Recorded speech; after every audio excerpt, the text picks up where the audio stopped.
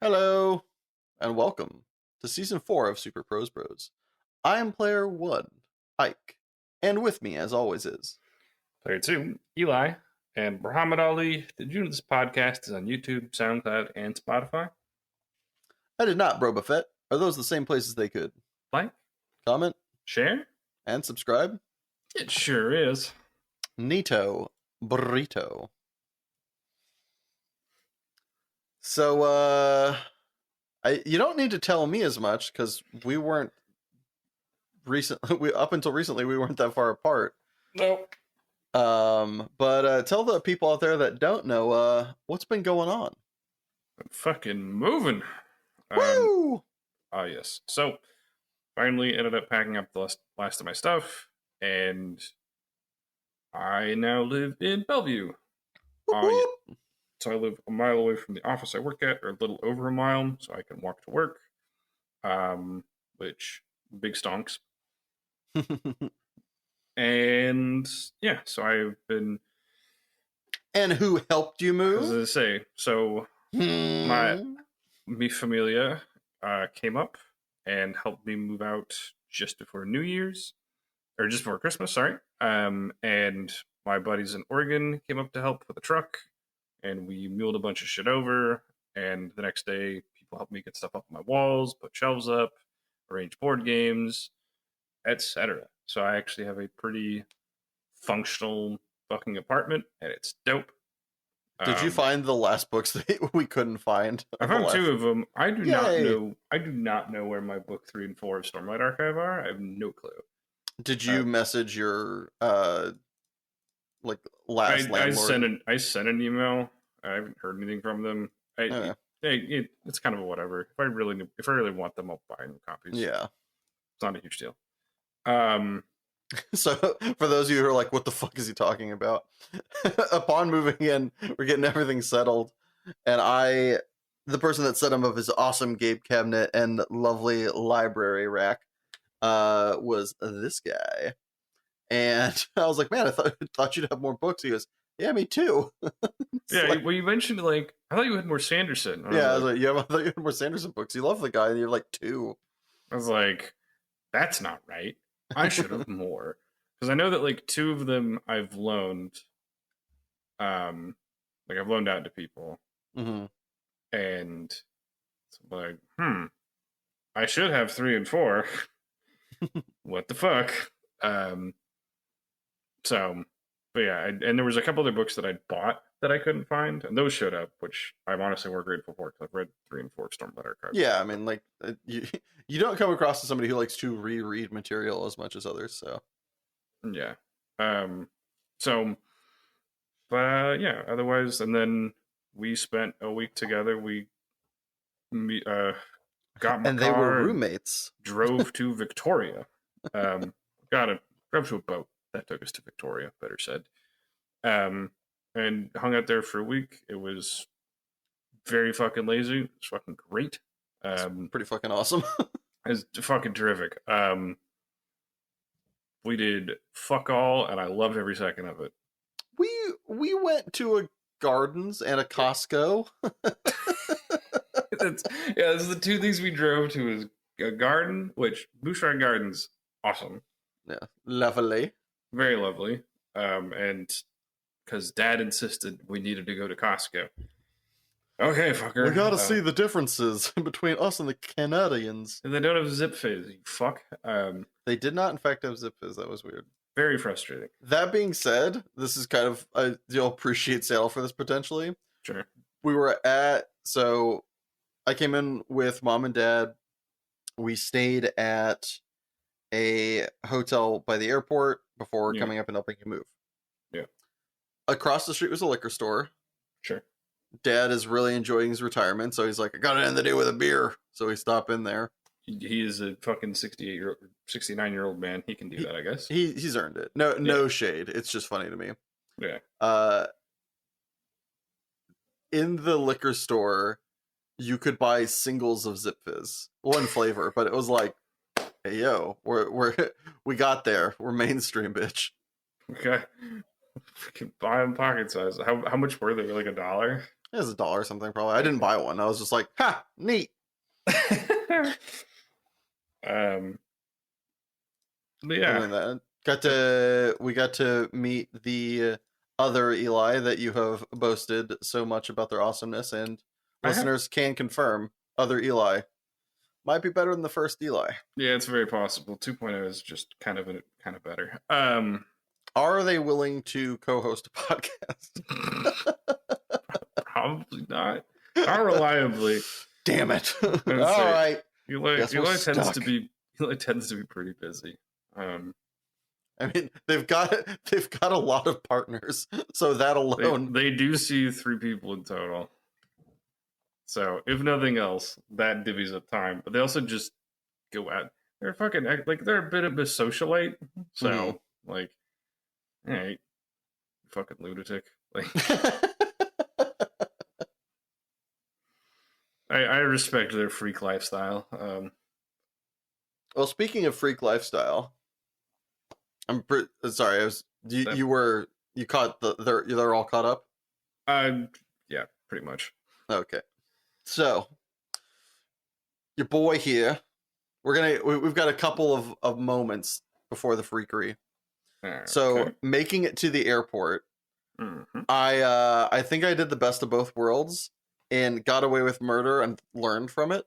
So didn't need to get got to toast something on the stove without burning my hand, but seeing the heat, if you will. Went to the airport in like the thinnest of margins. I was going to leave a half an hour earlier, and I think I needed that to have been safe. Partially because traffic in LA, partially because, oh yeah, it's the fucking holidays. That'll happen.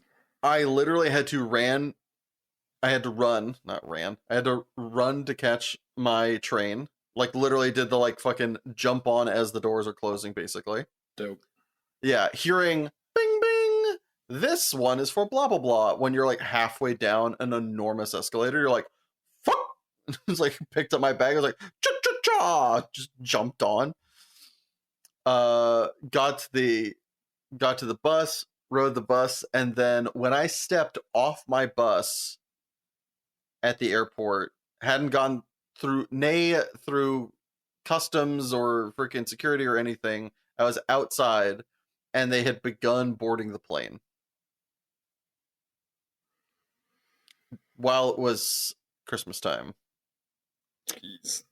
I was on the Delta app being like, all right, when do I cancel this and book a flight? Because fun fact, at least on Delta, if the flight has not left the concourse, if you cancel your flight, you will get your money back. Like in like basically store credit for the fun Delta bucks, if you will. But if the plane has left and you are not on it, like if it has left the concourse, like started a taxi, you cannot get your money back. So I'm just like, my hand's like hovering over, like, give me my money back as I'm like sifting through security. Get there, get through, have to risk put the phone away so I can literally run. And I get there and I'm able to get on the flight. Whoop, whoop. Go help this bro set up his new place. It is lovely. It is lush. Had an exquisite time, as my co-host did, in Canada. So we returned on the 31st. That's my folks and I, our flight was on New Year's Eve. I went from I'm just gonna fly back to I approach my day with like 3 activities. I'm gonna do Wordle, I'm gonna check on my Spotify new release list, and I'm gonna go through my dating apps and just like speed run it and just be done. I'm sorry, I have to mention one more thing. The day we came back, I got Wordle in 1. Okay, sorry. Yes, fuck you, and also awesome. Fucking crushed it. I have never seen him so jazzed. Just out of fucking in a fucking nowhere. minute. Just like, especially the progression of it. It was like, oh. Like watching your eyes and then your face is like, did you just get sent $1 million? Like, did that Nigerian prince actually finally pay you back? Did he commit? Yeah. Nope, even more impossible. He got fucking Wordle in one. Which we figured out is what, roughly like a 1 in 10,000 shot? It's something like 1 in 10,000, yeah. Yeah. And yet you didn't go buy a lottery ticket. I know. Forgot to. Rough beats. Could have been a billionaire. Anyway. Probably not. So I'm coming back, going through date naps as I'm getting on the plane, match with this person, and we start chatting. By the time, so as I'm getting on the plane, don't have a date. By the time I get off the plane, have a very date planned. And then met up and spent the new year with somebody else in my bed. And that was lovely. Nice. Yeah, it was fucking fantastic in a bunch of different directions, most of which will not be said on here, other than the fact that people out there, if you want to blow a man's mind, just let all of their like fears be rested in a phrase and they are putty. Just saying. It's about as nondescript as I can be without being weird. And then, yeah, the last couple of days went on a couple more dates, one of which was awesome and oddly expensive. Went to this place called, I think it's called Guild House or Guild Hall. What the fuck is it called? Is it Guild Hall? Guild Hall. There's a couple of them. They're like it's kind of like that place we went to up in Canada. That's like it has like a tap, like they serve alcohol, but also you play like board games and shit. Mm-hmm. So like a not arcade bar, but like a nerd bar, like a board game bar, I guess. Yeah. The drinks were lovely. They were fun names and like well made. The food was good without being like too preposterous. And the bill was like $200. I was like, huh? I was like Abed at the end of the episode where he's trying to do My Dinner with Andre. Just looks at the bill and his eyes like explode. That's Troy, but whatever. Fucking, I was like, oof. But this is kind of selling the person I was on a date with, is that they're like, ooh, I can help in on that. I was like, no. They're like, are you sure? I was like, you can get the next one. And they're like, all right, I got you. And so I think we're actually going to end up going to the same establishment so it can be like truly balanced out. So balanced as all things should be. Yeah. But lovely time. 3 hours flew by. It was great conversation. I gotta tell the story that they told. It's the most gangster. I respect this kind of shit. So they grew up in the church as well. Okay. Their mom, so they are in an artsy field, and their mom was like kind of not, I don't think they worked in it, but really liked art, like went to school for art design and shit. Sure. And that's the reason she grew up Catholic, is because her mom really liked the way cathedrals looked. Okay.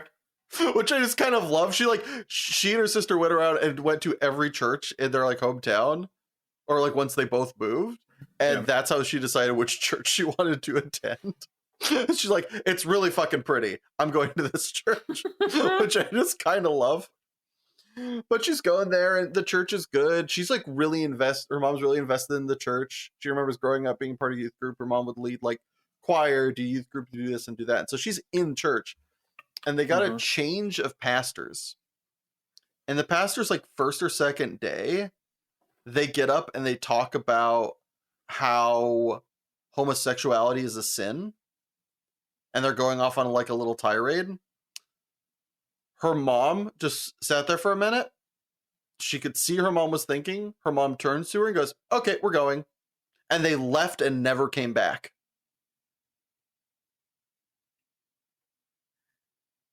Nice. This is the most awesome, like, good Catholic mom move I've ever heard. Just like infinite respect for this person's mom. I was like, God damn, your mom's a G. That's so fucking metal. Yeah, I know my life is in this church and I have many responsibilities, but you said something I disagree with on a fundamental level. See ya. I mean, out. there is absolutely something Like the integrity to truly like stand on your principle. Just be like, no, there's no meeting in the middle on this one. Yeah. You can't do it. I'm out. Peace. Which, speaking of, went on a date with different person last night. This is on me. It's not on them. I mean, it's on them and that they believe this. They are. I forgot to ask because it's LA. Sure. I forgot to ask questions pertaining to the Cheeto president we are having sworn in as of tomorrow. Sorry for the reminder. Yeah. And they were, because they wrote like politically, they're like moderate or like politically, they didn't care. I was like, I should have asked this, but like, how do you feel about this guy? She's like, he really like says what's on his mind. I'm just like, wow, this date is over before it began. It's just like so rough. And then I'm just going on the rest of the date, and I'm really puzzled because in many ways, there's a couple things I really respect about their candor, and they're pretty chill and easygoing. They're very sweet, and they clearly think I look cute or something. I don't know. I could, when you look at somebody and they're like looking at you a certain way, and you're like, that smile says more than just I'm happy. Mm-hmm. And so I'm just like, man, this person's cute. I'd like to like make out and shit with them, but also I know that they think the Cheeto speaks his mind. It's like, fuck.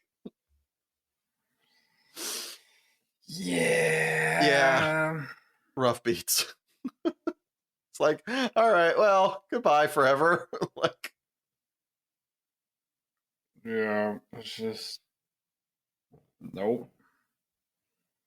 Also, if I ever go on a rant about dating in LA, know that again, this weekend I was supposed to have, not to make it sound like I'm a player or anything like that, I was supposed to have like I had two different people cancel on me this weekend, even with all that did happen. It's just like, I'm so lucky and unlucky, it's fucking wild. The amount of times like get dates and then just like fizzle, crash, burn, or just get canceled on is also just like, it's fucking amazing. It's like I start so many books and then they all explode before I get to chapter 2. Speaking of things that maybe shouldn't have gotten to chapter 2, 3, 4, 8, what are we talking about today, bro? We were talking about shows that absolutely did not deserve how much runtime they fucking got. Contrary to that, just interlude right there and its awesomeness, I want to point out how good that transition was. Please continue. You ruined it. Damn it. So there are definitely shows that we think they just needed to stop. All good things must come to an end. These didn't.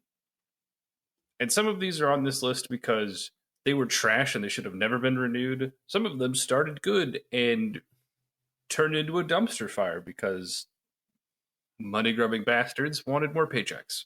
Yeah, and it is a business at the end of the day, but you gotta have the art still in there somewhere, buddy. Yeah, the heart and art of the show was immediately eclipsed by dollar signs. So, would you like to start us off? We are both fans of that 70s show. Red Foreman saying something in going into certain orifices. Biggest of fanigans. However, the heart and soul of the show, the literal main character, is Eric Foreman, played by Topher Grace. Yep. And he bid the show adieu in the second to last season. And then they did one more. And holy fuck, like they introduced this pseudo new main character, exists around, has a will they or won't they with Donna, which is really fucking weird because we spent like 7-8 seasons it being the other way. Yeah. And it's just cringe as fuck. And then it comes back and Eric Foreman's in the last episode of the show and they end it. But they easily could have done a wrap up in the season prior. Just close the storylines. I don't think we need to have Fez get with fucking Jackie. Like, it's so many. I believe most of the like weird character errors exist in the last season. With like just everything being fucking bananas bizarre. this person hooking up with this person and that person cheating on this person. It's like, or we could have just driven off into like, because in the last thing, in the second to last season, I believe they were thinking about going to college, and then Eric decides to go to fucking like Africa and like teach English or something. It's something bizarre as shit. And it's so that they could have him like come back in theory if they wanted, which like again, writing on wall, read it please.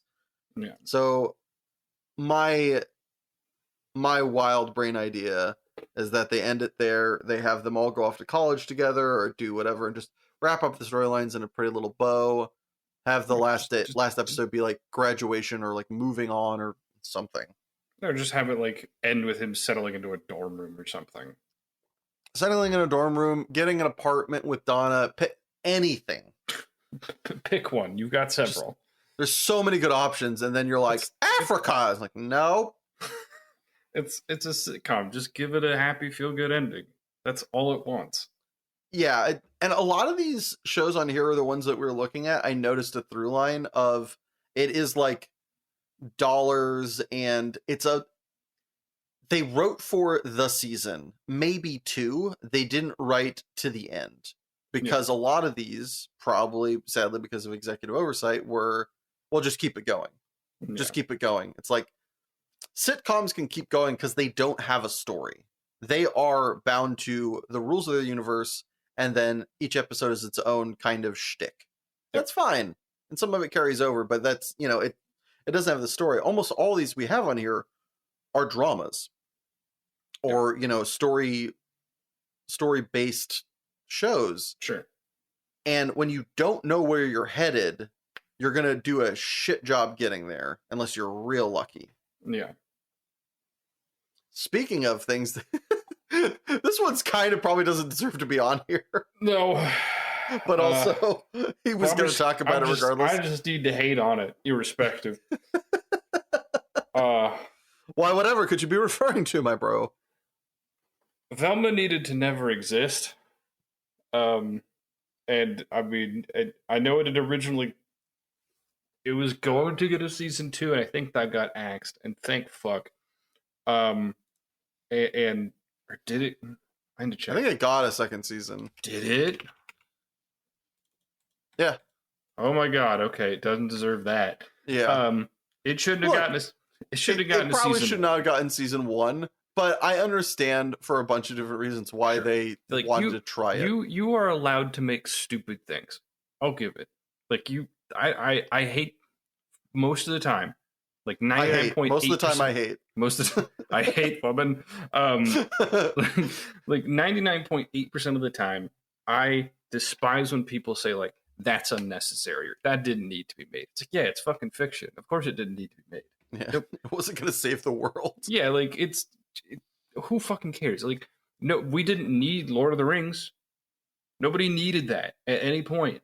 Like, like, fuck you. No one needs, like, there's great things that aren't necessary. To pull from fucking Stephen Fry, it's not necessary to have colored socks. But Jesus, who was Velma marketed for? It just hates everyone. It hates its own audience. It just it's just made for like 25-year-old basement dwellers who like Scooby-Doo and have a humiliation fetish. Like that's I was wondering how you're going to tie that in. Like that's the best I got for what demographic it's trying to appeal to. I don't think there was a demographic point. I think there was nepotism and somebody with too much power who was peaked mentally at being the fucking homecoming king. It was like, oh, you like it when I tap you in the balls? Oh, that's funny. It's like, that's the kind of humor that is that show. Yeah. It's like, what if I hurt you slightly every time? That'd be funny, right? We're still friends. Like, only as long as you keep buying me lunch, Hank. Yeah. You fucking asshole. Yeah. So, in short, fuck Velma. It should never have gotten. It just shouldn't be a show. It shouldn't have gotten a season 2. Definitely should not have gotten season 2. Tried. Hopefully, people can learn from this mistake. It shouldn't have gotten more than a pilot. Yeah. Anyways, something that had a good pilot, even season 1 and 2, was Walking Dead. And as you now know, the show is itself, it's the show itself is now a zombie. It just cannot die. There's so many fucking spin-offs and things that have come off of it, as well as the original, I think, is still technically going or got renamed, but is basically the same show. I'll check for you. I feel so sorry for Andrew Lincoln. This motherfucker's like a decent actor, but like he's gonna have his name stapled to this headstone for the rest of his days. The show was kind of, for me, it got a little tired in like 4, I think. But it still had some good moments. And then it did end. It did. I mean, it ended, but like they still have the character Rick Grimes and all these motherfuckers in other shit. So that show is over, but it still lives on. Just disgusting. Like there's The Walking Dead, Fear the Walking Dead, and now there's a new version. It's just the IP is worth too much money apparently that they just can't give up the ghost. Yeah. So was it season 6? I was like half paying attention at this point. I think it's season 6 that has Negan. So then at the end of season 5 has the awesome introduction of one of the best villains. Is a great character from the comics, is Negan. And Negan fucks them up in a way that is awesome. However, sadly after that, it just becomes like there's moments of brilliance and dregs of disgusting. Because the next like season is just so bleh, and doesn't really have cool. And then when we finally beat Negan, how do we beat him? We make him a crying bitch boy, and then we decide that he's not worth killing, and he becomes a goodie. This isn't a Saturday morning cartoon. He killed 2 of your friends and was an awful man. Cool. Had like morals or codes or whatever, but a fucking douche and needs to be put down. And they just didn't, because they needed to sell more shit. And Jeffrey Dean Morgan, I think, brings watchers. I don't fucking know. I love Jeffrey Dean Morgan. You're fucking awesome, but holy crap, your character should have died. He just needed to, like, they should have just hit him with his bat. Yeah, kill him with his bat. End the fucking show. Just like stop dragging it. It's just also so many. It felt like so many of the seasons were the same kind of like. And now we're in this locale, and now we deal with this shit, and maybe someone will die, but almost certainly not. Yeah, it's like, again, nowhere. Like if you're trying to write a story-based drama, know where you're headed and know how you're going to get there. Doesn't have to be like firm, but clearly have an idea as opposed to mumbling about like one of your characters. Have an idea where the show has to stop. How you get there can be subjective and change and contort and fine. That's fine. But just have an endpoint in general mind. You gotta have one. It needs to stop at some point. Speaking of things that just needed to stop at some point, I gotta talk about Dexter. Kill him. I really liked the start of Dexter. I thought season 1, great. I know you have issues fundamentally with how it's written, and that the character Dexter doesn't get forced to. For me, Dexter and the Mandalorian are not bad. I just thought they could have been better, and I think that's where my hang up is with those two. Sure. That's my hang up to get contorted by, so whatever. Yeah, okay. So, but I thought Dexter season 1, I thought it was great.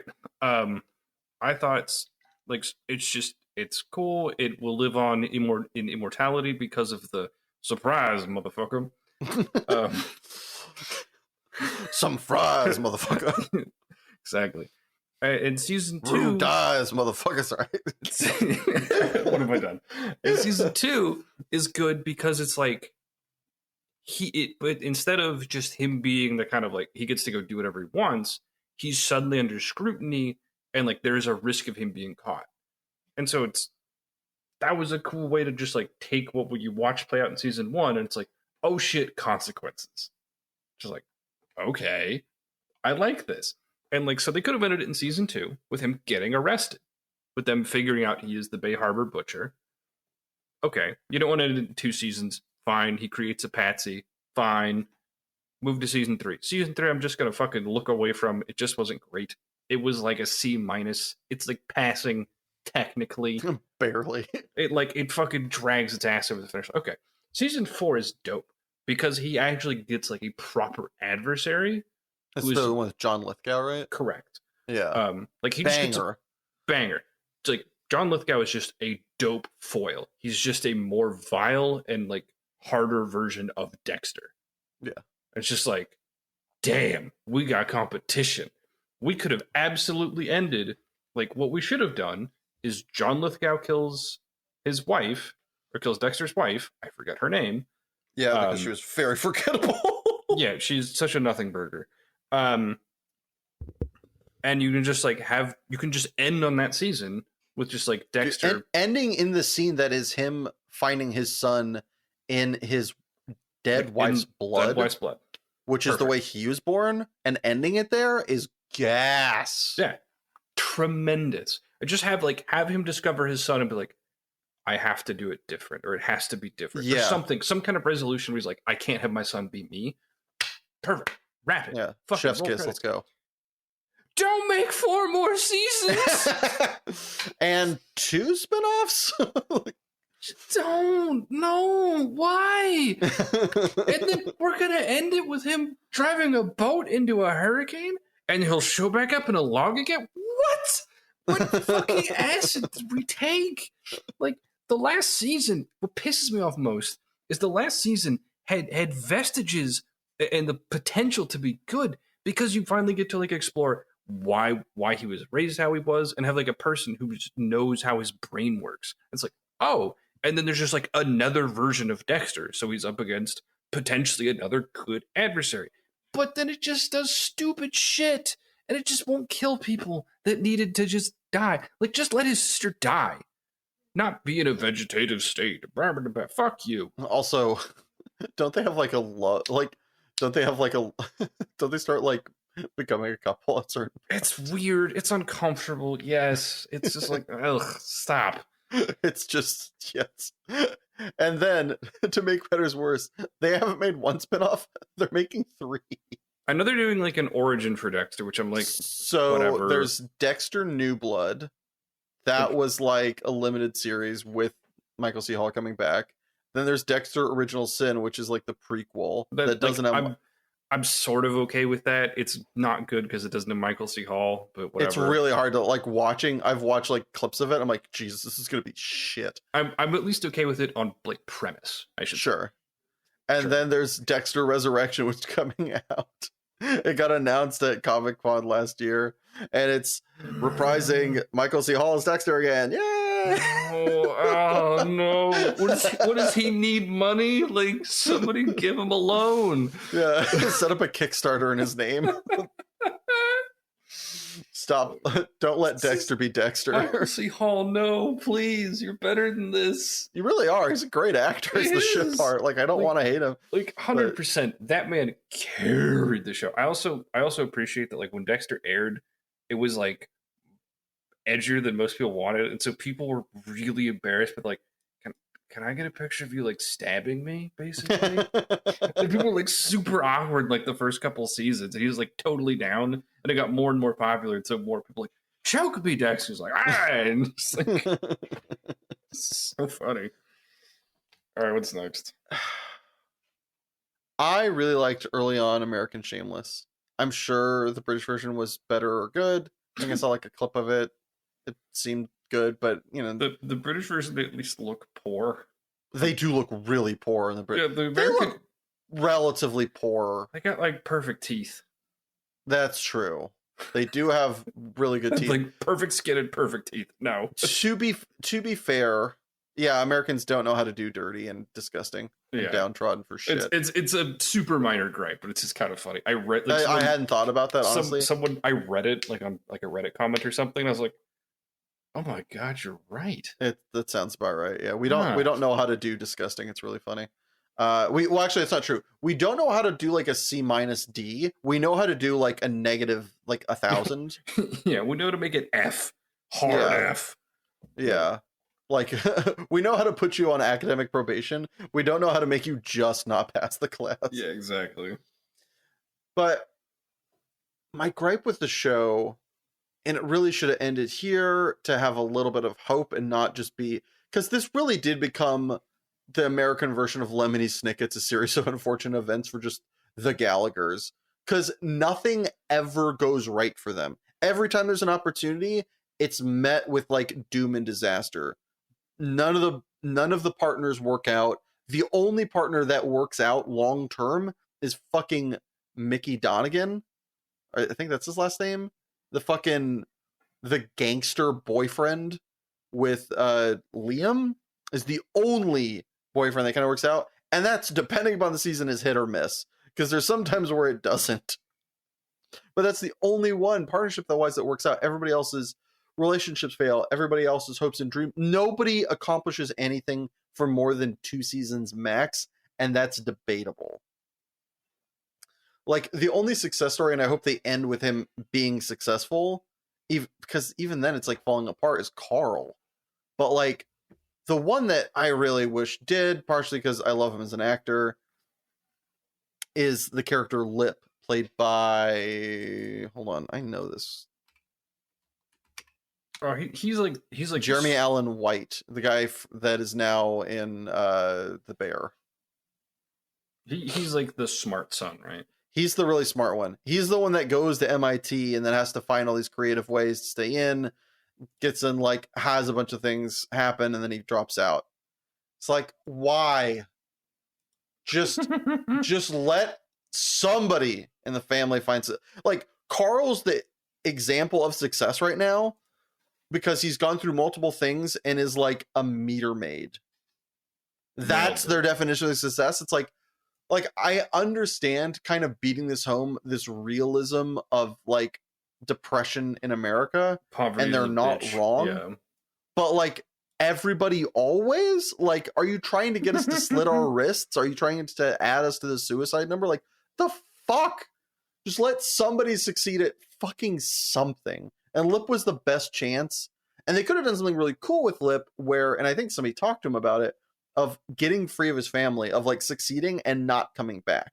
Succeeding and not like saving his family. Yep. Not because they didn't deserve it or he hated them, but because it was like, they're a poison and he needed to get out. Which is really fucked up to say. A lot of people in situations like that is their out, is not trying to save everyone. Yeah. I was just to say, like, bruh, fucking poverty and homelessness is fucking crabs in a barrel. It, like, that's really fucked up. Meaning what? Because I don't think a lot of people understand that. Crabs in a barrel will pull each other back down. Because they don't do it like ants where they climb on top of each other. No, they do not. There's a reason we're not worried about crabs taking over the world. No, like they'll try to get out and they'll just like grab the leg of the person below or above them and try to pull up on them, and they incidentally will pull them back down. Crabs in a barrel don't really escape because they pull each other down. Yeah. So yeah, like poverty and homelessness, like, and there's certain people that's like, if you can get out, you need to go. Yep. Like, don't come back. Like, pull a Job, do not turn around, leave. Yeah. It's your one shot. And like, there was a really not Job, but yeah. Oh, god damn it. Yeah. No, Lot. Thank you. Wow, I fucked that up recently too when we were on our trip. I think you swapped them, funny enough. Yeah. Yeah, because you talked about Job's wife being pillows. Yeah. Just have it in my head wrong.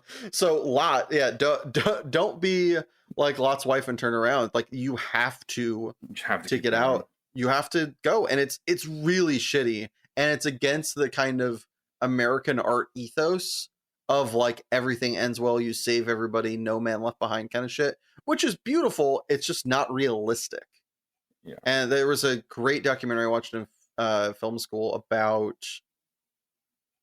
people at like really that were in like kind of like the school I work in now, of like, you know, their parents never got an education, they might have a PO or an addiction problem, like their home life is rough. Yeah. And there's this one girl who's like good at art, and her teacher's like, oh, I'm so happy for you, she gets her a meeting for like an art institute or something. And she goes, I don't know if I can do it, because then who's going to take care of my parents? And it's like, you're fucked. Like, it's very sweet of you, but you're fucked. Yeah, And it's really hard to get in their head like, bitch, your parents should take care of your parents. Like, yep. yeah, yeah, it's Yeah. but They, so it is a they had an hard impression to opportunity. override. Sorry, what was that? I say it's a hard instinct to override. Oh yeah, like I get why people do it. Like it's so impossible, but I that would have been a really cool thing that they could have done with Lip's character arc, or just find some success, find an out for them. Maybe they fucking move to Kansas. I don't care. Just let one of them be happy, and like none of them are. Yeah, All of them are like they're changing their dreams, and they find like exhausting happiness sometimes, but it's usually just a shit show on top of a shit show. yeah, Lip basically doesn't have a job, is a recovering alcoholic, and like has a like gets a baby and like adopts a daughter at one point. I'm like, that's sweet, but also, how the fuck are you taking care of either of you? Like it's noble, but it's like yeah. Here. I'm gonna take this away. thank you. You're welcome. Um, so I liked the following when it started. I thought it was kind of fun. I have to remember who plays the main antagonist. I think he's actually somebody who's in like a different show now. James Purefoy. Oh, What else is he in? My God, he's 60. I thought he looks great. What is your skin regimen? Yeah. Um, I know he's in other things. It's killing me. Anyways, he is wonderfully charismatic. He is this great kind of manipulative serial killer, and like the season one's premise is that they break him out of prison. Like a cult he's created to follow him breaks him out of prison. They hunt him down. Okay, you could have ended at season one where it looks like he gets into a like he and Kevin Bacon, who's the main character, is like this drunk detective, get into a confrontation. Okay, you want to make, and so season two is this kind of weird rehashing where this rich like aristocrat from like New York is trying to like keep his ideal going, or like his cult going with her outrageous amount of resources and money. And it turns out like, you know, Carol lived, he had a contingency plan to get out.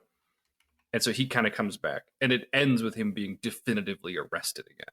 Like season two ends with him being definitively arrested again. Okay, stop. We caught him. And like the rich bitch is dead. Like she gets a bullet in the fucking head. So like she is dead, her family is scattered. Like Joe Carroll and like one of her sons is dead as well. It's like her, and she's like two sons and a couple other stooges. Like her family's just shattered. They're done. Like most of Carol's dorks are dead. He is in jail. What are we doing? Why is there a season 3? We caught him. What are we doing? Like, and I got so fed up and bored, I quit watching in season 3 because like they kill Joe Carroll. Like they give him the death penalty, and you see his execution. And I'm like, there's more show. What is the point of this show? I just quit. Money. No, sorry. Yeah, like we're just like, it's in the middle of the season. I'm like, there isn't a new villain for season 3. It's just like Fallout. And like, and the main, what else I thought was just so stupid is the main character, like Kevin Bacon's character, goes crazy because Joe Carroll is dead. I'm like, why? No, stop it! Like this is stupid. This makes no sense. So yeah, if it stopped at 2, I would have been very happy with the show. It would have been a fine, you know, B show. It didn't. It just ran itself into the floor. Moving on.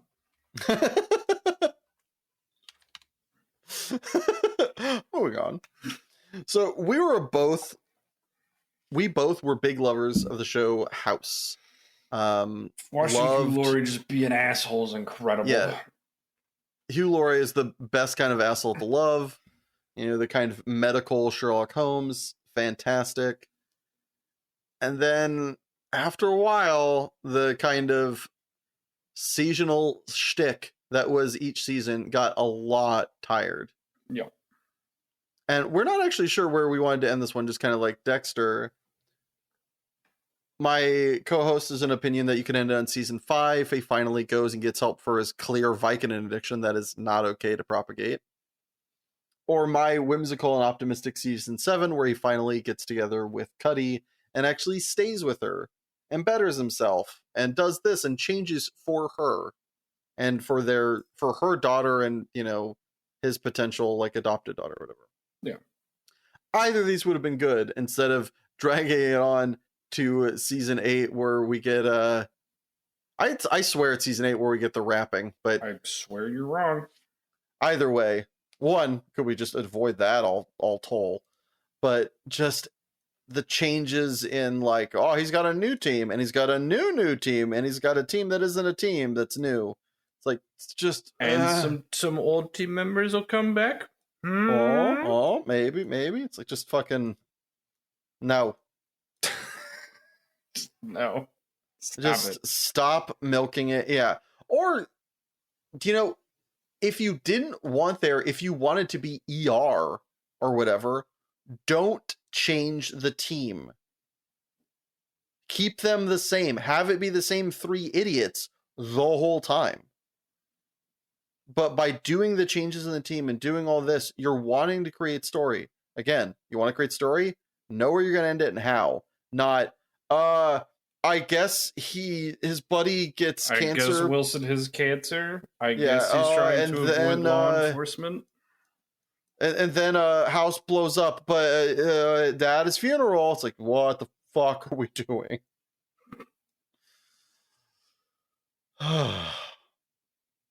Just let the man be happy and or get over his problem. The end. Stop making me suffer because you want to make money. Moving on! So I liked Sword Art Online a lot when its first season came out. In season 1. It was great. It had a very cool premise. It had a bunch of weird side characters. The main character sucked, but there's enough other shit happening you didn't really care. Kirito is bad. He is not a good character. He is such a dumb tabula rasa that we're just like, here, have your power fantasy stand in. He has no personality, and for some reason tabula rasa, blank slate. Okay. For some reason he gets all the women to like him, and it's like, okay, whatever. Like I can just kind of look away from that for a season and just kind of shrug, just like whatever, fine. He's a stand-in for a power fantasy in a very cool setting. Okay, I'm down with this with like, you know, consequences and some people end up dead and all right, fucking dope, cool. And it ends in a very season 1 ends in a very satisfying way with them beating the game and he gets to wake back up. He's just like fucking this withered husk of a person in a hospital. And he's like, you know, claws his way to try and find his girlfriend. Awesome. Like season 1 ends in such a great fucking place. That's pretty dope. Like season 1 had such a perfect wrap. Like magnificent. Cool. Season 2 happens and it's like, okay. It's not as, and the problem is, it's like your stakes aren't as good, and it can't be. Okay, we can work with it. It's okay. It's ending as decent resolution, and it's like spilling over into reality land. Okay, fine. Season 3 is ass. Season 3, they try to respin it with this weird gun game, which he just uses a sword for. Because he's like, sorry, I don't know if you know this. This is a gun game.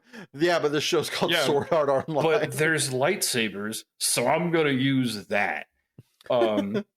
It's not good. Its stakes are middling at best, and it's just apparently the show has managed to course correct, and like later seasons are actually good again.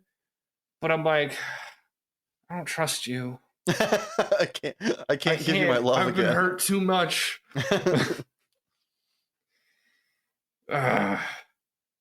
Anyways, moving on.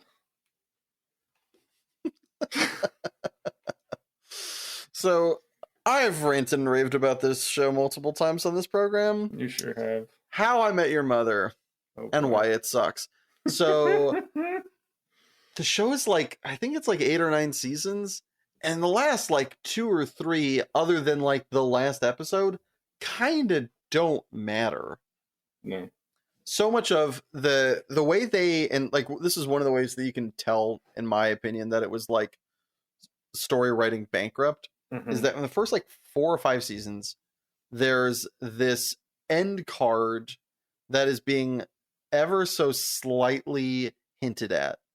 It's like it shows this thing, you've got your main story that's set in the year, let's say 1995, and this future thing that happens in like the year 2000 or something. Okay. And it's kind of like it's their own sitcom-y take on like the Breaking Bad ending, where they do it for a season, where it's like, why is there an eyeball in a pool? What is this? It's like, oh, because plane crashed. So, what is the issue with the wedding that they keep teasing? Oh, it's, it's not, we thought it was going to be Ted's wedding. It's actually Barney's wedding that we're at. Oh my gosh, I can't believe Barney's getting married. Who's he getting married to? And then they go along at a very serviceable clip where at the beginning of the season, they introduce this thing, and then there is a revelation at the end of it. Cool. And then the next one is different. And for the first 5 seasons, they move what we know to happen eventually down the line into different spots, which change the way we look at the characters for what they're going to do. Awesome. And then starting like 6 through 9, it's basically the same beginning and end of each season with like nothing new being introduced of any like matter. It's like, fucking do something. Anything. Fucking make something happen, please. And Barney gets like married and then divorced, or like almost marries, like is in a relationship, breaks up with Robin, then is going to get married to her, and then they break it off, and then does get married to her, and it goes horribly awry. At least one of these is a mistake, if not 2 of them. I postulate that the show would have been a lot better if they had Barney just evolve as a character, which they tried to do, but they just did it in such a piss poor way. But just have him evolve as a character, get better, marry Robin, which is what a lot of the audience wanted to see, because you built it up that way. And people don't like rug pulls, not in sitcoms. You want a rug pull? Fucking write a mystery novel, write a drama. But there's literally a laugh track in the show, and I think it makes sense for what the show is, and that's fine. But don't try to perplex and corner turn. Yeah. Your audience is going to love it if it's what they want it to be, which is why they watch the show. The end. You don't need to like blow somebody's mind in every show reveal. In fact, some of them I think arguably better that it's exactly what they thought it was going to be. And this one especially is that case. If you have Barney marry Robin, and then Ted at their reception, or at another reception, pick one, I don't fucking care, meets the mother that has been, forecast this whole entire show. Sure. And then it just ends with a wrap up. Think everybody would have gone home happy, instead of having this disgusting displacement of Robin and Barney, and then having Ted go back and get with Robin in literally the last 5 minutes of the show because his kids recommended it, even though they're both in their like 50s or 60s at this point. And also the mother that you've been recommending this whole entire time died of cancer. It's like, fuck you. Fuck all of that. Just have Robin marry Barney, have Ted find the love of his life, and end this fucking thing, and stop trying to get all that money and make something else that isn't How I Met Your Father. Fuck that. Jesus. It's fucking, what is it? Is it MC Hammer? Is that who I'm thinking of? Or is it, no, it's Sir Mix-a-Lot. Right? Sir Mix-a-Lot is the one that did fucking Baby Got Back, right? I think so. Yeah, okay. So, I love this through line. So Sir Mix-a-Lot comes out in, what year was that? Hold on. Not Sir Mix-a-Lot, but his discography. Okay. So Baby Got Back comes out in 1993. Fucking explodes. Yeah. It's awesome. Everybody fucking loves it. And then I think it is it the next one? I think it's the next one he comes out with. Yeah. So he comes out with Baby Got Back, which is talking about how he likes women's asses. Love it. Poetic, hilarious, whatever. Clearly his producers talked to him just like the producers talked to the people who wrote How I Met Your Mother and to How I Met Your Father, just like they did to Sir Mix-a-Lot. Because in the next album, clearly the producers were like, all right, we've got a tried and true formula. You're going to talk about women's body parts. And so in the next album, he has this song called Put 'Em on the Glass, where he's recommending women smush their titties against glass. And heads up, didn't fucking work! Because that's not how art happens, idiot. Let the people write what they want to write. Don't couch them into writing what you think will work. It doesn't work like that. It's not that easy. Otherwise, you probably couldn't have gotten into the business. Speaking of things that shouldn't have gotten into more business. Oh, God. Scream queens. It sounds like you're being somehow racist or separate, like segregational against a group of people. No, so fucking scream queens. It was kind of a stupid, kitschy show. It was like meant to parody. I think it was like meant to parody Scream, essentially. And it is like, it is not made for me. I'm also gonna add this. It is not a show that I was the target demographic. I saw so much of it because of Artemis, because she fucking loved this schlock. I will call it schlock. But it's like these bitchy girls in this fucking highfalutin story. Everyone in the show is an idiot. Like everyone is a fucking moron. It's incredible. And some of it's kind of funny because they've just got some absolute fucking meathead frat bros, which is kind of funny at times. I'm like, okay.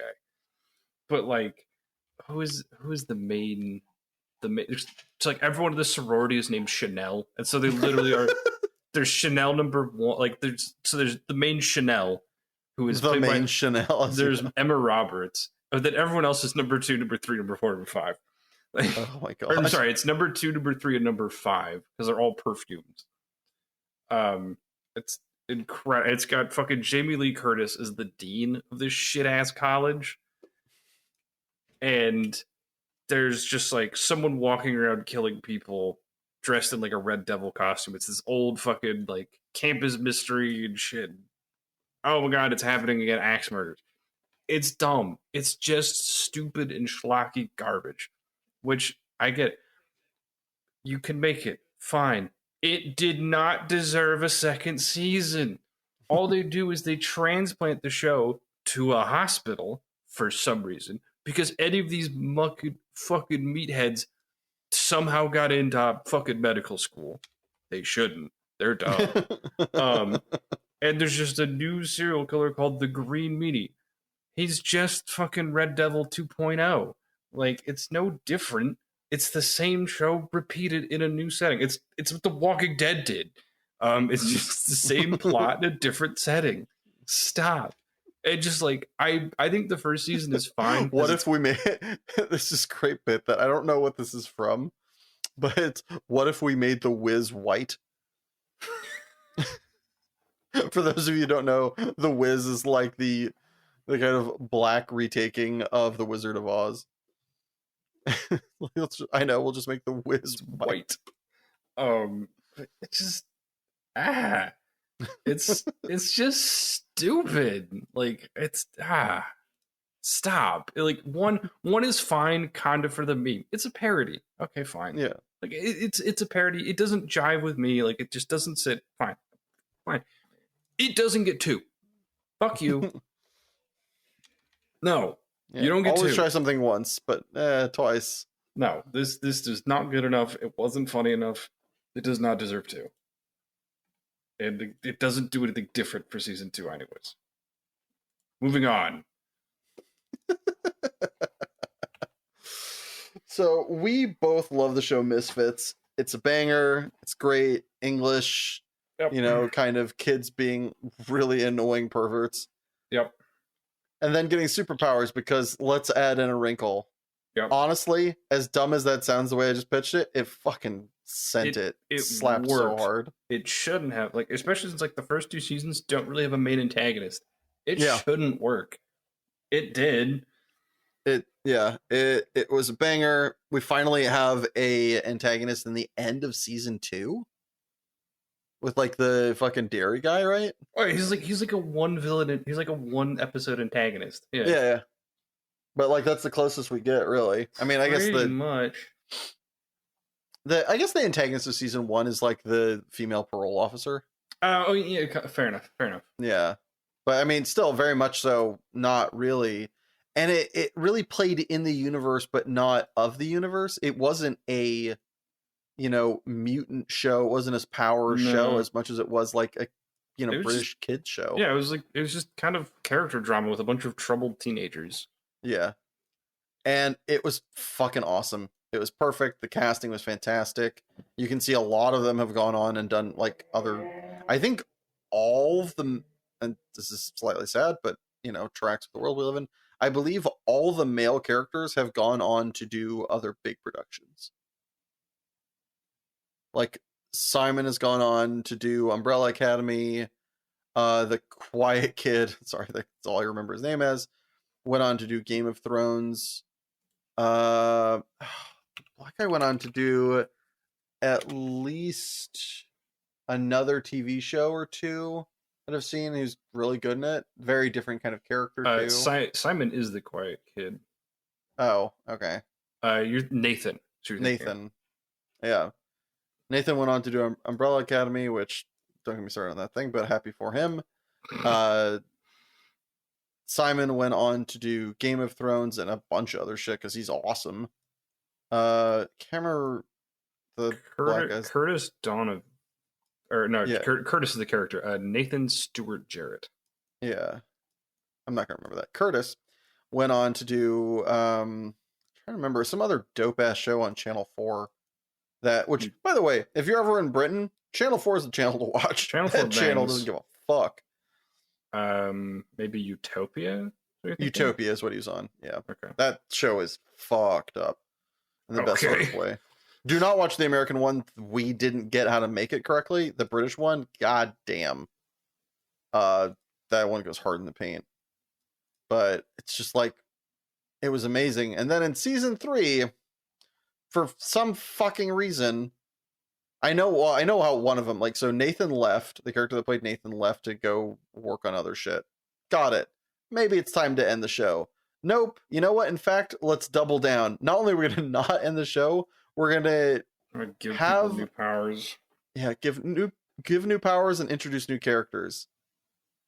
Oh, so hang on. To play devil's advocate slightly. Sure. I was kind of okay with season 3. Okay, we lose Nathan, we try and make it work, and it sort of does for a little bit, and then you lose Simon and the black girl whose name just escaped me. Yeah. They just both get written out in one fell swoop. It's no, we need to stop. We're done here. It went on after that? Yes. I stopped it. Jesus. Yeah. No, it went I quit watching when eventually Curtis dies, and I'm okay, I can't be fucking bothered. Why are we? It was just the Cockney chick. Yikes. And I liked her, but I liked her as a foil for Nathan's character a lot. Yeah, that was her purpose in the initial grouping. Yeah. And it's just yeah, stupid. Also, also the powers they gave them were real awful. And a lot of what made the show good is the powers were very basic, very easy to understand by and large, and they've gotten used to them. They fit into the character theme too. Yeah, and that's kind of that's a really good design thing to have the power be emblematic of the character in a way. Yeah. Man, Alas. Like the next century, I wish this one after season 2 had just jumped out a roof and stayed dead.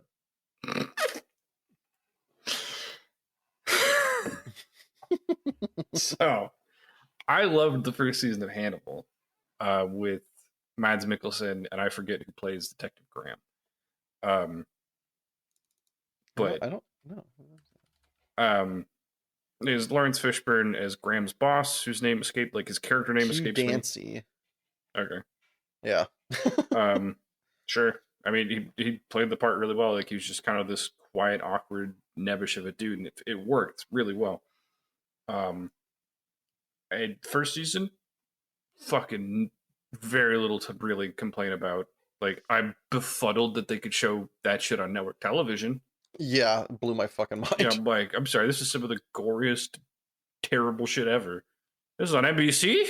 But it was awesome. And like season 1 ends with Hannibal framing Graham and like basically manipulating Graham to be caught. And like awesome. And season 2 is Graham knowing it's Hannibal, trying to prove it. Yeah. And doing so. And getting the confrontation between Hannibal and Jack. And it's like, it should just end there. It should just end with him getting arrested. And it doesn't. It ends with fucking Hannibal fucking sauntering out of his house in the rain with like most people left broken and dying behind him. And yeah, the wild thing is that the Lawrence Fishburne character is the person that catches him in the book. Yeah. So that would have actually been a perfect spot for him to have caught him somehow. Yeah. You know, make it difficult, make it a slip up or something. They have an awesome fight. Yeah. It's great. Like, they just have it end at the fight. Like, I think it does need to go a little bit differently than he just wins in the fight, but like you can definitely end it in that episode through some way. I mean, they could just like have Graham put him at gunpoint or something. Like something. They just don't have it, so he gets to walk out of his house. Yeah. Like there's and they or like walk out of his house and there's a lot of cop cars. I don't fucking know. Something like there's totally options, but like it just needed to end there. And it's like, okay, if you're gonna do that, but then season 3 just fucking goes so bananas that I'm like, no, what are we doing? And people like, and I hate this narrative that it's like the show turns into a romance between Hannibal and Graham. Fuck you.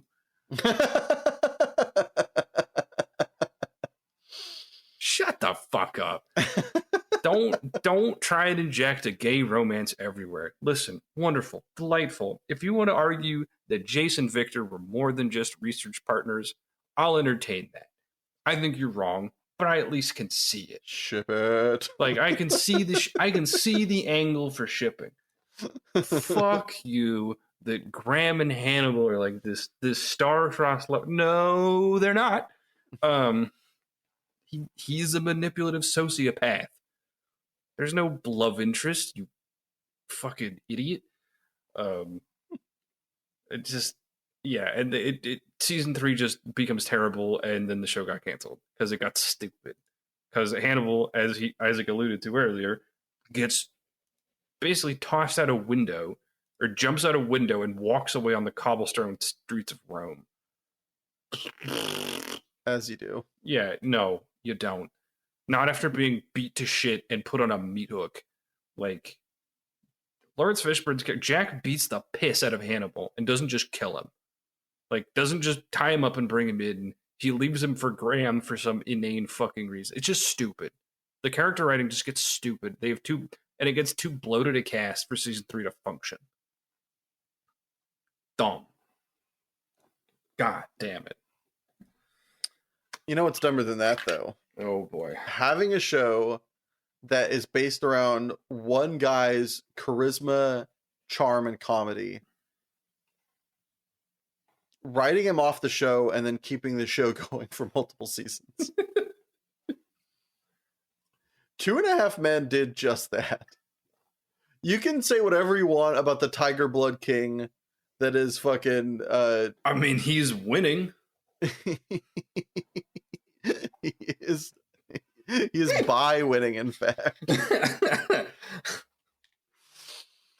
But I mean, Charlie Sheen is literally the reason that show exists. Yep. None of any of the other actors together have the kind of comedy chops, charisma, or anything. They're foils to Charlie Sheen. Yeah, all of them are in the show to be opposite Charlie Sheen, which is fine.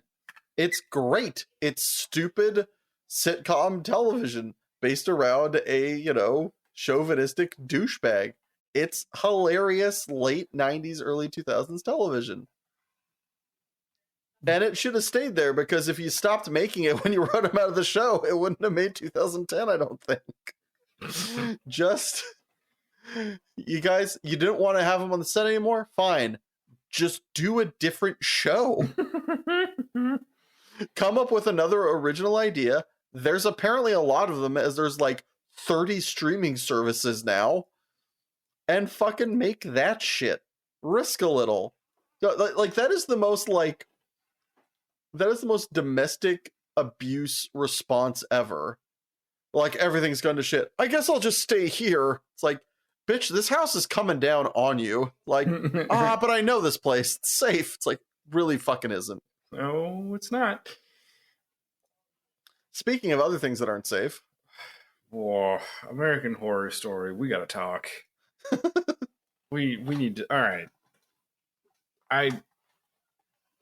The first season was fine. I think the second season was actually better than the first. And season 3 and 4, actually, no, season 3 is a dumpster fire. Season 4 is fine. The carnival is interesting. It's got some fun moments. Boy, howdy, do we go fucking off the reservation in such a way. And you can argue that the show should be allowed to move on because it is like the seasonal reset, and every season is its own new encapsulated story. No, I'm just gonna say no. It didn't deserve everything else that it's done. I think it was season 9. I got kind of interested because it's this apocalyptic dystopian thing. And it's like a bunch of rich people kind of living in a fallout shelter, and disharmony and discord is starting in this fallout shelter. I'm like, this is actually kind of interesting. I'm into this. This is very new. I'm here for this. I'll watch this shit. No, it turns out it's magic. They bring back a bunch of the people from Coven this season where death meant literally nothing. It turns out one of the rich people in the fallout shelter is the Antichrist, and he just kind of forgot who he was for a little bit. Yeah, something I forget on the daily as well. Yeah, like he revealed to people who he was, I guess better said. And then they go into this whole thing about how he got there, and the witches have a plan to deal with him. And the plan is they're going to send someone in the past before he realizes that he is the Antichrist. So he doesn't have powers for some reason. We're just going to roll with that. And the way they kill him is she literally hits him with like a Honda CRV. Like, they just hit him with mom's car. They hit him. To be fair, mom's car is. She just fucking, like, he walks into the street like a jackass, and she just bow. And he like tries to get up, and she double taps that shit. She just throws it in reverse, and she's yeah. She just like hits him a few times with the car. That's it. That's effectively how the season ends, and then like the present resumes without nuclear war. Essentially, it's like, holy shit! Stop, just stop. But like, I get that you can tell new stories and stop. I know you just want to pay these people. I respect you, but stop. They've suffered enough. Speaking of suffering enough, I love the show Community. It took a little bit for me to get into it, but once I got into that show, I never left. Boy, it hooked him. Oh, it got deep into the veins. Just a little bit of... Let's get in there. I hope that came across it came across, but not like what you wanted.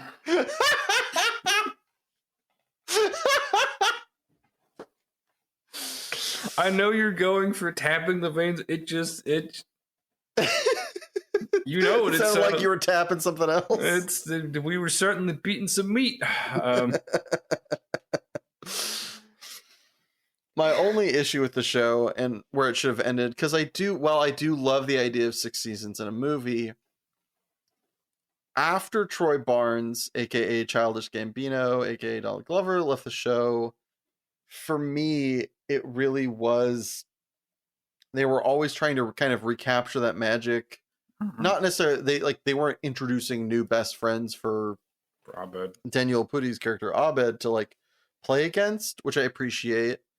But they were just introducing characters that it was like, man, this is. It's not it. It's not. It really isn't it. It's very much like trying to make fetch happen. Like you went to a different group of friends and you tried to do the same kind of thing you used to do with your old friends, except they don't get why, and so it feels artificial. And that really was like post, I think it's like season 4 or 5. It really is just like that, and just like, oh man, it's still good, but it's like watching your favorite nephew try to do the same bit again. And like you're supposed to laugh, and so you do, and you enjoy it, and you like being around him because he's your favorite nephew, but also it's not funny anymore. Yeah. And it just makes you a little bit sad because you want to laugh at him because you love him so much, but also it's not funny anymore. And it was. Yep. They don't exist. They can't hurt me. Next. All right. I, for a while, had the guilty pleasure of Bones. I watched a lot of that with Artemis. I got sucked. That's not what Eli said. Because it's not. Never mind. It's trying to make a. All right, continue. Sorry. Anyways, so it's a dumb kind of cop mystery drama shit. It's like CSI in that regard, just with some stupid and wonky character chemistry. You know, it played. It was fine. Like Bones was fine. I don't think it was a bad show. I don't think it was a great show. It was fine. You know, it was kind of goofy, kind of schlocky. At moments, it felt like decent tension, and fun little villain of the week shit. But the whole thing that kept people really in the show is the will they, won't they between fucking Brennan and Booth. That really is what kept people fucking coming back, and the mystery of like Brennan's parents, of Bones' parents. Yeah. Okay. Well, that mystery gets solved. And then they end up getting married. Show's done. We won. What are we doing? Okay, they have a kid. Stop there. Just get off the ride. Like the biggest mysteries and biggest things you wanted to see are done. Stop. Because the show did not feel good. And then they also ran into the problem that they just start killing some of the people. Like they start changing out some of the core cast. And it's like, no, doesn't play. You got rid of Sweets. No. No. Like, and then like I think they tried to replace him, and that just didn't fucking work. It just like I think someone else leaves in the later seasons, and just like no, like this doesn't have the stupid cringy jokes of Friends, but it was absolutely carried by the character chemistry like Friends was. It's like you can't change the pieces; they have to be the same. Yeah, and like again, the biggest draw is the will they, won't they for Brennan and Booth. It's like you knew they're going to. We've got a happy ending for them. Fucking stop milking this cow. Anyway. So my last entry on this is True Blood, which people can argue was cringy from the get-go, and I'm not saying they're wrong, but I didn't mind it. I enjoyed it. You can extrapolate from there what that says about me. I don't care. I mean, listen, if for no other reason, just Lafayette chewing up the scenery and getting to see some naked Northmen. You had me at hello. Oh, Mr. Skarsgård. Fuck yeah, daddy. Like that boy. Whew! Got the vapors. Oh, jeez. I mean, it is a Southern Belle show. Exactly. However, as the seasons go on, it really did lose sight and kept trying to, instead of explore the world it built, try to continue building on top of it. Boy, And then, it kept jumping the shark. yeah, it was just a house of cards with extra floors that didn't need to be there, and its base couldn't sustain. Oh, we've got witches now. Oh, we're gonna start changing some of the some of the B cast to vampires, so you care about them when you didn't care about them to begin with. That's fine. You don't have to care about all characters. Some of them can just be side characters. They don't need to have Tara doesn't need to have plot lines. No. She never needed to have plot lines. She was a whatever character, as a friend of Sookie, and she was so background. She is, Sookie's friend and Lafayette's sister? Cousin. And it's just yep, the end. She doesn't do anything. She's never important. And it's fine. There's a lot of characters that fit that mold. Yeah. And they can stay that way. Not a big deal. Yeah. We don't need to have her change into a vampire and then give a shit when she dies. Also, dies in the most anticlimactic bar fight of a way. We don't need to have witches come in and somehow be beating 1,000-year-old vampires and then just doing the most annoying, elongated death possible. We don't need to, I think this show, I think a lot of what it does later is fine. It takes a long time to fucking get there. But if you just end it, I think we were saying, 4? Was it 3? 3, I think. Yeah. End it before we deal with all the fairy bullshit and this and that. We can have a big showdown. In fact, I think they kind of do have a big showdown in season 3 with the gajillion-year-old vampire. Yeah. Where they wrap him in silver chains and put him in the foundation of a building. Yeah, they put him in the cement foundation of a building. It's fucking awesome. Of how do you not kill but effectively kill or do something worse to something that's been around since near the beginning of time. It's I fuck with that. That's cool. Yeah. But yeah, we don't need all these continuations.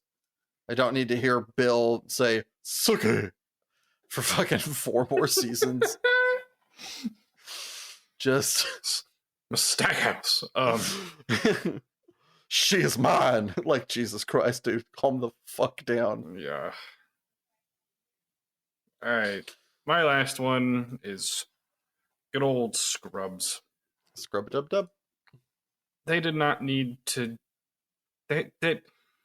You can argue it might have gone on longer than it needed to, but the show had originally a very good end where he is leaving the hospital, or JD's leaving the hospital to go be a dad and be closer to his son. Cool. Great. And scene. And fucking scene. Wrap it up. Call it good. We're done. And the show feels done. It feels very final and complete with him just leaving and the lights turn out, basically. And he gets kind of a goodbye moment with everybody. Great. Why did we bring it back? Why did we try and shoehorn in this fucking medical, this med school fucking plot a couple years later? Why did we bring it back? The only good thing to come out of this is that we just get to hear Dr. Cox shit on more people. But why is JD there? Why is Turk there? Why anything? It's just let a good thing be done. Don't stop, or just make it its own show. And if you just want to have Dr. Cox be an asshole and just don't do anything else in the original cast, I'd probably be okay with it. Because then it basically feels functionally entirely different. But don't bring back some of the old cast. I watched 2 episodes and I just couldn't fucking do more. It's just God damn it. No, stop it. So bad. So bad. I remember when I watched it, I was talking, so it was when mom and dad were living in Sparks, and they had the cool neighbors that I was kind of friends with, the Roaches. What a shit name for a neighbor. I I mean, continue. I'm kind of a dope last name, but anyways, but like, yeah, we talked about. I remember he mentioned he's like, it was just so stupid. Like, it just shouldn't be. And I think he's who I watched it with. And I was like, wow, this is dumb. He's like, yo, it's like, oh, it's just sad. Anyway, I think that is the end of that list. So That is the end of that list, but not this episode. So take a moment. Feel free to send us an email at superprosbros@gmail.com. Hit us up on Blue Sky at superprosbros, or either of us on Twitter at like Ikes and at Elisha4. Is that your... something like, I don't fucking know. And let us know which ones you agree with, disagree with, or which ones we missed. Either way, see you in a minute. This podcast is sponsored by Puppets. One of the easiest things you can do with your hands and a light source in a dark room. Over human history, millions of people have used Puppets to great enjoyment. With limitless possibility and no upfront costs, Puppets will have your hands busy forever. Or until the power comes back on. So what are you waiting for? The power to go out? Oh yeah, right. Okay. Well, but when it does, we'll see you and your puppets on the wall. Oh, cool. You're still with us. Whew. I was worried. I was worried. Because if they weren't, then I couldn't tell them about the awesomeness that I showed you in Canada. So on Amazon Prime, there is an awesome new program called Secret Level. This is very much the Amazon take on Love, Death, and Robots. It's an anthology series. Yeah, an anthology series around a kind of certain vibe, as opposed to Love, Death, and Robots, kind of almost in name only, if not in the vibes that kind of come with them. There is Secret Level, which each one takes on a different... I think they're all games, but I haven't watched many of them than these two that I'm recommending. And they take and find people who love the game, clearly, as you will see in the product. And it's kind of like an awesome... It feels like a super long version of those WoW cinematics. Mm-hmm. Like the two that I showed him, about 15 minutes long each. There's one for Dungeons and Dragons, which I haven't played nearly as much as you. So how would you rate it on as somebody who's played D&D? It's solid. Like, I mean, it fits. It feels a lot like the kind. I mean, it doesn't have as much stupid dick jokes and Discord as a regular D&D party has, but that's not the vibe you want. So yeah, it's not what you want to be happening in actual program. But it very much pays homage, uses the text, if you will, of the original IP, and creates something that is not only intriguing for those who have not taken part, but it's also a very good kind of callback for those who have, which they blend the lines really, really well. Of if you played the game, you get something else out of it. If you haven't played the game, you get interested into playing the game, which is fucking... I understand why there were so many good IPs on here. It's because the implementation was really good. And I hope that was the idea to begin with, because it's a really good sales pitch of like, hey, would you like to give us a sweet deal so we can basically give you an awesome free advertisement for your product? Yeah. And the first one is for D&D. The fifth one was for Warhammer 40K, which, holy fucking shit. Thing is a beaut. If you want it... what's the game that Space Marine 2?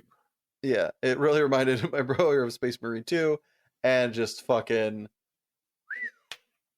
hot damn. Yeah, and man, just the fucking scene of them just dismantling heretics. Jesus. If you want to see some just blood and sweat in a Warhammer 40K body bag, check out Secret Level episode 5.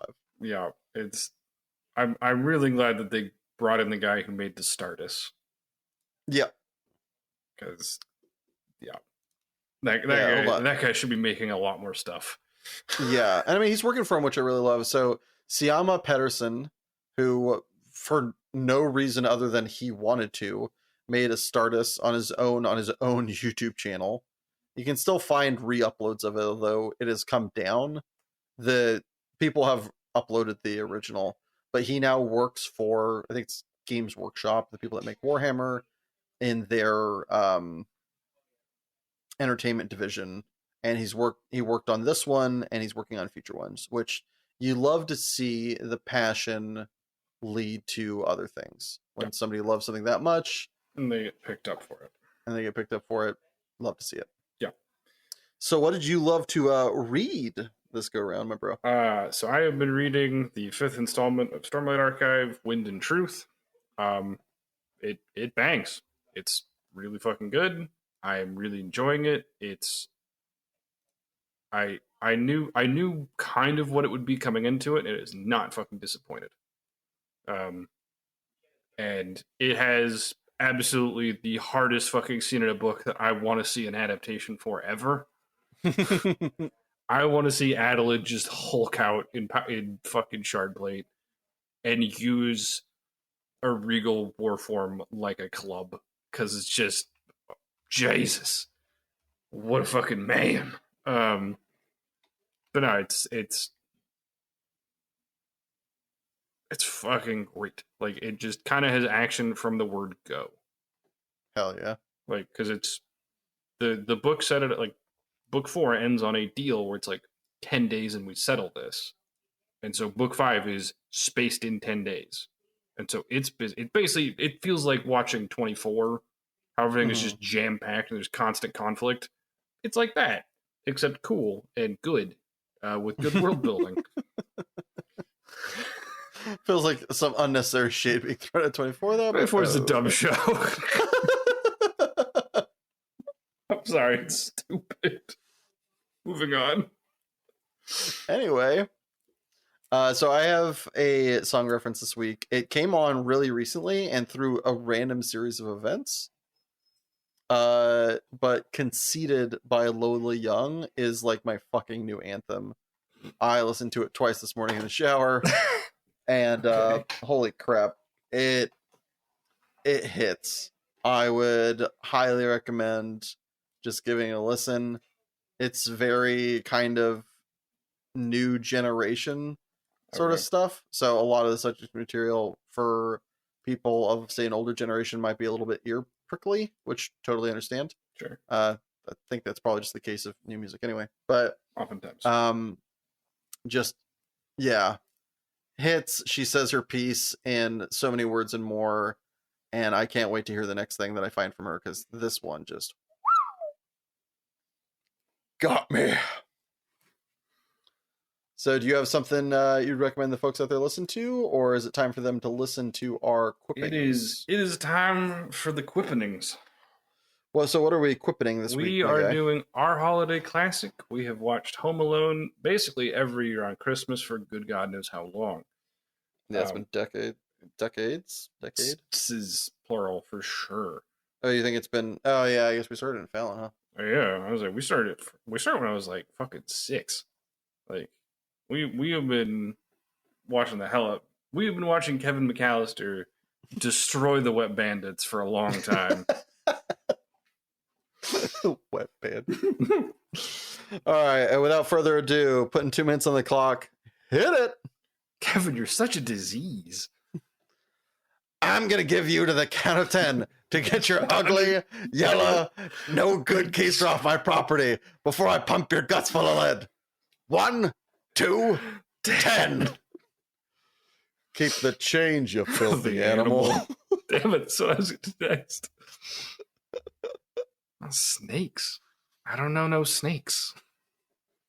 Ma'am, I'm 8 years old. You think I'd be here alone? I don't think so. Bob, hyper on 1. You're not at all worried that something might happen to Kevin? No, for 3 reasons. A, I'm not that lucky. 2, we use smoke detectors. And D, we live in the most boring street in the whole United States of America, where nothing ever or even remotely dangerous will ever happen. Period. You two give up, or you're thirsty for more? Did you count heads? 11, including me. 5 boys, 6 girls, 4 parents, 2 drivers, and a partridge in a pear tree. What are the Murphys still doing here? I thought they went to Florida. Can I sleep in your room? I don't want to sleep on the hide-a-bed with Fuller. If he has something to drink, he'll wet the bed. I wouldn't let you sleep in my room if you were growing on my ass. I mean, but he looks like a nice old man. Nah, he salts the walks. The salt turns to bodies. Guys! Mummies. Guys, I'm eating junk and watching rubbish. You better come out and stop me.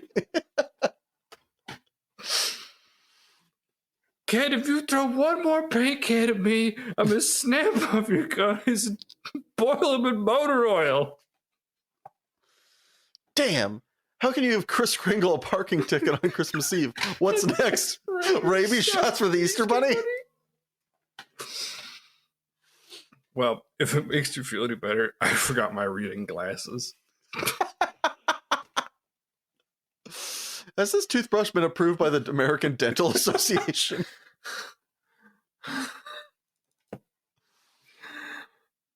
I'm a criminal. This is Christmas! The season of perpetual hope, and I don't care if I have to get out on your runway and hitchhike. If it costs me everything I own, if I have to sell my soul to the devil himself, I am going to get home to my son.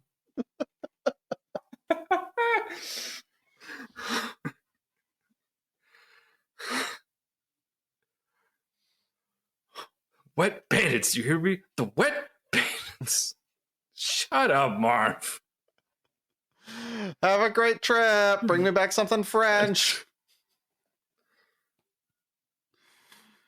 All right, last one to end it?